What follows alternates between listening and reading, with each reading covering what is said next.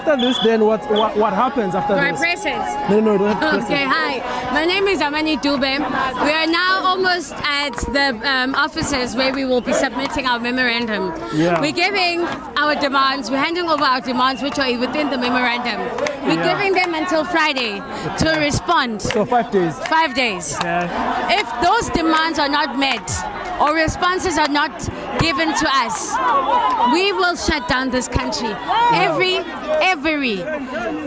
hub, every economical hub will be shut down. There will be no movement. G20 will not sign any deals without the people of South Africa having to say what it is that works for them. The sovereignty of this country is at stake.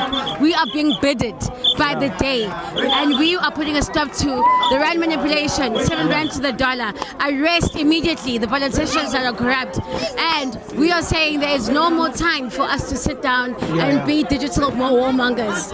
We're doing it now. Yeah. What can you say to the youth that is not here today? I know that this is a first for our generation, but it was a first for the generation of 1976 as well. Yeah. And the reason why Singatembagani we can actually do anything, these old people sitting in these seats, and you're proving them right. Let's prove them wrong. We have more to ourselves than what they paint us to be.